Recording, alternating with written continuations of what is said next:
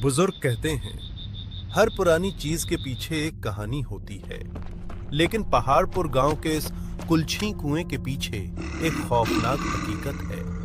एक ऐसी हकीकत जिसे गांव वालों ने 50 साल से पत्थरों के नीचे दबा रखा था।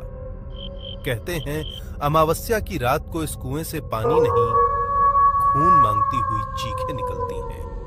उसी गांव में रहने वाले दो दोस्त हैं, गजय और बिरजू। टॉर्च लेकर खेत के रास्ते से जा रही हैं। बिरजू बार बार पीछे मुड़कर देख रहा है। गजय भाई, जरा तेज चल, 12 बजने वाले हैं। ये रास्ता कुलछी कुएं के पास से गुजरता है। आज अमावस है, काकी ने मना किया था इस वक्त यहाँ आने से। गजय हंसने लगता है और बिरजू से हंसते हुए बोलता है, अरे बिरजू, तू आज भी उन्हीं पुरानी बातों में फंसा है। शहर में लोग चांद पर पहुंच गए और तू अभी भी कुएं के भूत से डर रहा है। कुछ नहीं होता, चल। बिरजू बहुत डरा हुआ था क्योंकि घड़ी में 12 बजे बजने वाले थे। तू नहीं जानता गजय, शहर की पढ़ाई ने तेरी आंखों पर पर्दा डाल दिया है। उस कुएं में वो चुड़ैल रहती है जो राहगीरों को अपनी प्यास बुझाने के लिए बुलाती है।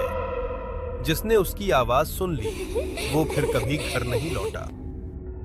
दोनों दोस्त बातें करते हुए उसी रास्ते पर पहुंच जाते हैं जिस रास्ते पर वो भयानक हुआ था।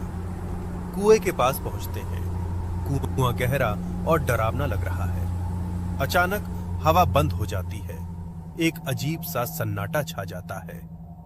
गजय मजाक करने के लिए कुएं के पास जाता है। कुएं में झांकते हुए, देख, कुछ नहीं है, सिर्फ अंधेरा। ओए भूत जी, बाहर आओ, अपना चेहरा तो दिखा दो। तुम्हें देखने शहर का लड़का आया है।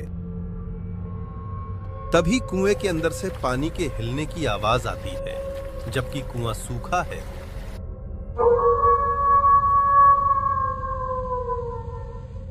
बिरजू घबराकर 2 कदम पीछे हट जाता है और गजय से बोलता है, गजय, हट जा वहां से। तुझे सुनाई दिया पानी की आवाज? उसने तेरी आवाज सुन ली है।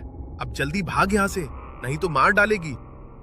गजय बिरजू की बात मानकर थोड़ा सा हम जाता है। अजीब है, सूखा कुआं और पानी की आवाज। शायद कोई जानवर गिरा हो। गजय अपनी टॉर्च की रोशनी कुएं के अंदर डालता है। टॉर्च की रोशनी नीचे तक नहीं पहुंचती। अचानक एक मीठी सुरीली औरत की आवाज कुएं से आती है, मुझे बहुत प्यास लगी है, जरा थोड़ा सा पानी पिला दो, मेरा गला सूख रहा है। कुएं से निकली आवाज को सुनकर बिरजू डर जाता है और बिरजू के हाथ से टॉर्च गिर जाती है। बिरजू, भाग गजय भाग, वो तुझे बुला रही है। बिरजू भागता है, लेकिन गजय जैसे सम्मोहित हो गया हो, वो कुएं की तरफ एक कदम और बढ़ाता है। बिरजू भागकर गांव पहुंचता है और काकी का दरवाजा खटखटाता है। उधर गजय कुएं की मुडेर पर खड़ा है। कुएं से एक काला सड़ा हुआ हाथ बाहर निकलता है और गजय की टांग पकड़ लेता है। कोई नहीं आएगा बचाने, मेरा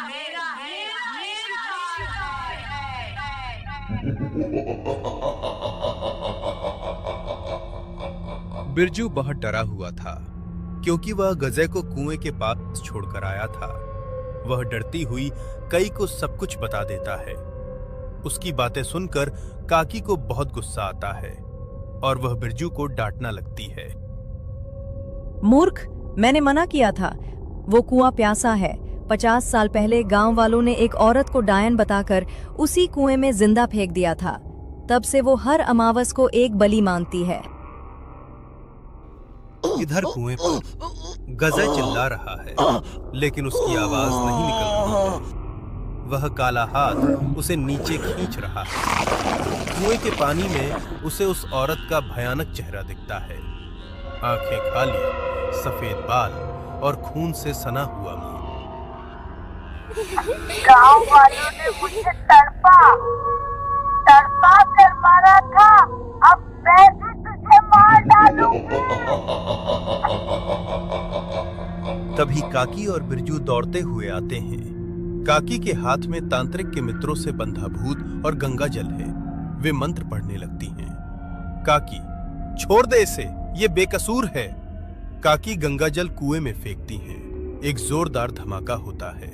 आत्मा चीखती है और गजय को छोड़ देती है। गजय पीछे गिरता है, बेहोश। कुएं से कारत। अगली सुबह गजय घर में लेटा है। उसे तेज बुखार है। काकी उसके पास बैठी है। बिरजू बाहर खड़ा है। गजेंद्र की जान तो बच गई, लेकिन उसका वो निडरपन हमेशा के लिए दफन हो गया। पहाड़पुर गांव में फिर से सन्नाटा छा गया। लेकिन क्या वो आत्मा शांत हो गई है, इसका डर सबके मन में था। काकी, अब तो सब ठीक है ना? काकी उदास आवाज में बिरजू से कहती हैं। नहीं बिरजू, उसने गजय को छोड़ तो दिया, लेकिन बदले में कुछ ले गई। बिरजू, क्या? कमरे के अंदर गजय लेटा हुआ है। अचानक उसकी आंखें खुलती हैं। उसकी आंखें पूरी तरह काली हैं, कोई पुतली नहीं। वह दीवार की तरफ देखता है और कुएं वाली औरत की आवाज में धीरे से हंसता है। बेटा, अपने गांव वालों को सब कुछ बता दिया, यह तूने ठीक नहीं किया। अब यह गांव वाले तुझे बचाने के लिए मुझे हमेशा हमेशा के लिए तांत्रिक के हवाले कर देंगे बेटा अपने। मैं यहाँ से जा रही गाँव वाले गजय, प्यास अभी बाकी है।